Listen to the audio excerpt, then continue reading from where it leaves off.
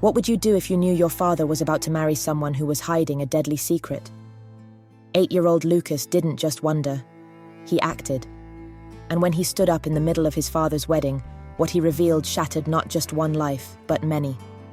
Before we dive into this unbelievable story, tell us where you're watching from today. And if you believe the truth should always come out, no matter the cost, hit that subscribe button for more stories of courage, betrayal, and resilience. The chapel was bathed in golden light, stained glass windows painting soft colors onto the marble floor. Guests whispered excitedly, cameras ready to capture the moment when Lucas's father, Michael, would marry the glamorous and elegant Vanessa, the woman who had swept into their lives like a whirlwind.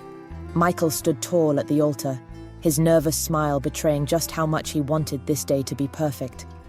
Beside him, Lucas, his miniature tuxedo perfectly pressed, clutched the ring pillow with trembling hands. But no one noticed the tightness in Lucas's throat or the fear swimming behind his wide brown eyes. The first chords of the wedding march filled the air. Heads turned. Gasps of admiration rippled through the room as Vanessa glided down the aisle, radiant in lace and silk. Her smile, practiced and perfect, concealed a darkness only Lucas had glimpsed. The memories came rushing back, slamming into Lucas like cold water. The day Vanessa moved in, she brought gifts and promises. She baked cookies and laughed at all of Lucas's jokes when his father was home. But when Michael was away, the mask slipped. "You're such a little brat," she hissed after Lucas accidentally spilled juice on the carpet. Her nails dug into his arm as she dragged him into his room. "One wrong word to your dad, and you'll regret it." At first, Lucas thought maybe she was just having a bad day. But the cruelty became routine. Cold stares when Michael wasn't looking, whispered threats during bedtime, subtle digs that made Lucas feel like a burden in his own home. He told his father once, just once, "Vanessa's mean when you're not here." Michael smiled, ruffled Lucas's hair and said, "She's just nervous about the wedding, buddy. Give her a chance." That was the day Lucas stopped asking for help. 2 weeks before the wedding, Lucas couldn't sleep. He wandered into the hallway for water and heard Vanessa on the phone. Her voice was sharp, urgent. "Mark, listen to me," she snapped. "The wedding is locked in. Once the papers are signed and the honeymoon starts, we move to phase 2. The accident." Lucas froze, heart pounding so loudly he was sure she'd hear it. "The insurance money will be wired straight to us," Vanessa continued. "And Michael's clueless. He trusts me completely. All we need is for him to go swimming alone, just like we planned." Lucas's stomach turned. She was going to hurt his dad. Maybe worse. He spent the next 2 weeks watching her like a hawk, her secret texts, her fake smiles, her endless phone calls. Every time she touched his father, Lucas felt sick.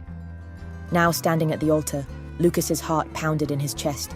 His hands shook so badly the rings almost slid off the pillow. He knew what he had to do, but fear held his tongue. "If anyone has any reason why this couple should not be joined in holy matrimony, speak now, or forever. Hold your peace." The words echoed in the silence. Lucas couldn't breathe. "Wait!" His voice rang out, high-pitched and trembling, but loud enough for everyone to hear. "Stop the wedding!" The room gasped. All eyes snapped to the tiny boy at the front of the chapel, his face pale, his fists clenched around the pillow. Michael's smile faltered. "Lucas, buddy, what's wrong?" Lucas's legs felt like jelly, but he forced himself to take a step forward. "You can't marry her, Dad. She's lying to you. She's gonna hurt you." The silence was deafening. Vanessa's laugh rang out, too loud, too forced. "Oh, sweetie," she purred. "You're just nervous about getting a new mom, aren't you?" "No," Lucas shouted. "I heard her talking to someone named Mark. They're planning to make it look like an accident so they can take your money." The room erupted in whispers. Michael's face turned pale. Vanessa's eyes narrowed, her mask slipping ever so slightly. Michael knelt beside his son, his voice gentle but desperate. "Lucas, you're confused, buddy. Are you sure?" "I saw her computer," Lucas's voice cracked.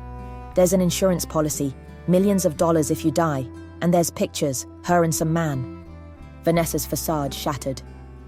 "You little brat!" she spat, her voice venomous. "You've ruined everything!" Michael recoiled, shock washing over him. "Who are you?" he whispered. The guests gasped, some stepping back, others raising their phones to capture the unfolding chaos. Vanessa spun on her heel, grabbing her silk train as she bolted down the aisle. "Stop her!" someone shouted. Two of Michael's friends blocked the door, but Vanessa shoved past them, her veil tearing as she sprinted outside. Police arrived within minutes, tipped off by a guest who dialed 999 the moment Lucas spoke up. As officers fanned out across the grounds, Michael held his son close, trembling with the weight of what had just happened. "I'm so sorry," he whispered. "I should have believed you." Lucas clung to his father, tears finally streaming down his face. "I just wanted to protect you." "You did," Michael said softly. "You saved my life." Minutes later, an officer returned, breathless. "We found her, trying to catch a taxi 2 blocks down." Vanessa, or rather Sarah Matthews, a wanted con artist with a long trail of scams and tragic accidents, was in handcuffs, her perfect hair disheveled, her glamorous mask replaced with rage. That night, Michael and Lucas sat together on the couch, pizza boxes spread out before them.